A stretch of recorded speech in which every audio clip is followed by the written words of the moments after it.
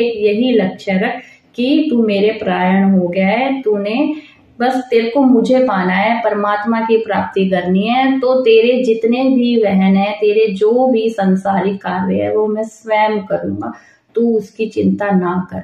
तो इसीलिए कहते हैं कि जब अगर परमात्मा से, ईश्वर से, अपने इष्ट से, अपने भगवान से, हैं अपने परम पिता से अगर कुछ मांगना है तो ये संसारिक भौतिक सुख ना मांगे, क्योंकि इन भौतिक सुखों में कुछ भी नहीं रखा है। उससे मांगना है तो उससे सिर्फ यही मांगो कि हे परमात्मा, तू मुझे वहन कर ले, तू मुझे अपना ले, बस तू मुझे अपना बना ले।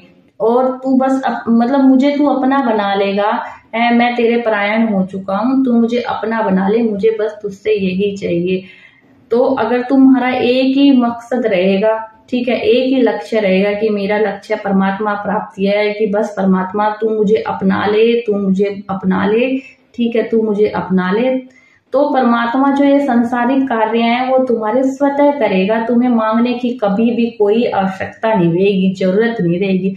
तो तुम्हें कभी भी कोई भी संसारिक सुख की इच्छा ना तो रहेगी। और जो ये संसारिक कार्य हैं वो भगवान है, परमात्मा है, वो स्वयं करेगा, स्वतः करेगा। तो इसीलिए कभी भी भगवान के आगे हाथ जोड़ो, हाथ पसारो, तो उससे यही मांगो कि बस हे भगवान, तू मुझे अपने शरणागत कर ले, मुझे तू अपना बना ले, मुझे कुछ और नहीं चाहिए, मुझे कोई मान बढ़ाई, पैसा मैं कोई भी किसी भी प्रकार का भौतिक सुख मुझे नहीं चाहिए। मुझे बस एक तेरा साथ चाहिए कि बस तू मुझे अपने चरणों में लगाए रख, तू मुझे अपना ले, तू मुझे अपना बना ले, बस तू मुझसे दूर ना हो।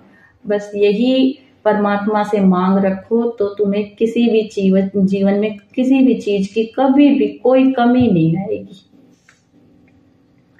परिशिष्ट भाव क्या बोल रहा है इसमें? निर्द्वंद। वास्तव में जड़ चेतन, सत असत, नित्य अनित्य, नाशवान अविनाशी आदि का भेद भी द्वंद है। इन दोनों के बीच में अगर इन चीजों का, जैसे जड़ चेतन क्या है, सत असत क्या है, नित्य अनित्य क्या है, नाशवान अविनाशी, इन बीच के दोनों, इन जो चीजें होती हैं, इन बीच का जो भेद होता है, इनको जानना क्या है, ये क्या नहीं है, ये एक द्वंद ही है।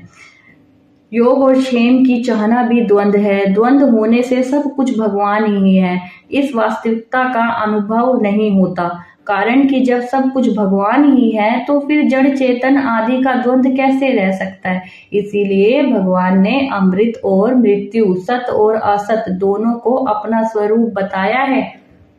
अमृतम चेम मृत्युष सद सच्चा हम अर्जुन। तो यही बताया गया है कि जो है जड़ चेतन है, ठीक है, सत असत है, नित्य अनित्य है, नाशवान अविनाशी है, जो भी है ये सब कुछ क्या है, ये सब भगवान ही है।